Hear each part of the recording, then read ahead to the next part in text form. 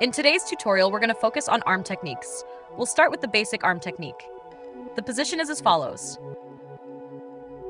Take a breath, relax, and keep your fingers at ear level. Relax your shoulders, slightly bend your elbows, keep your wrists relaxed, but keep your fingers full of energy. Let's repeat.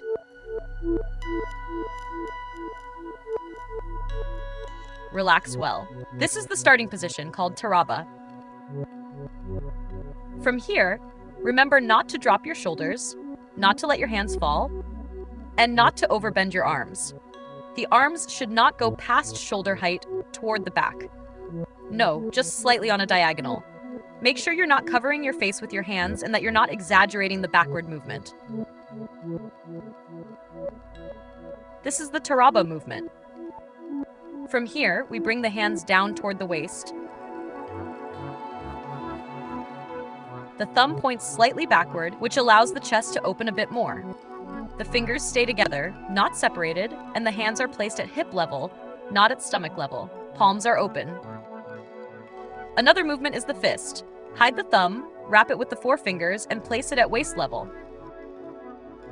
Let's review. Arms extended in Taraba. Then we close with the thumb pointing back, and then we wrap the thumb with the four fingers to form a fist. Up to here? Good. Perfect. Next arm technique. From here, the arms move forward without going past shoulder height. This movement is parallel from the side to the front, side to front.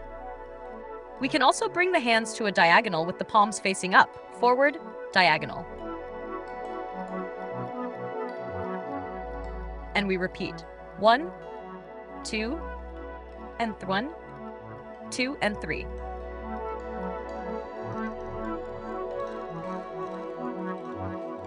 Next arm movement and technique, the Taraba movement with the arms extended. We bring the hand toward the chest in both directions using both arms. The hand should not cross the center line of the body. If it does, that's technically incorrect. The hands stay at chest height, and the elbows should not drop or lift too high. Sometimes the hands drop because we're very focused on the step and forget about the arms. Here, exactly. Remember, from the extended arm, we simply bend.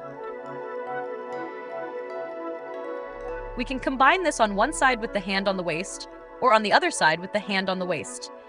This allows us, for example, to perform a lateral tamao, add the arms, move forward, and move backward.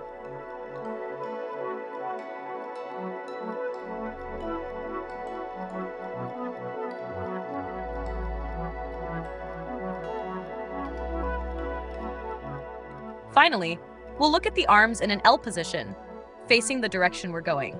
The arm stays extended, the shoulder relaxed, with a visible bend in the elbow, not hyperextended. The wrist is relaxed and the fingers are alive, full of energy. The palm faces the direction we're going, in this case to my right, your left. Example with tamao. Keep the arms change 1, 2, 3, and 4.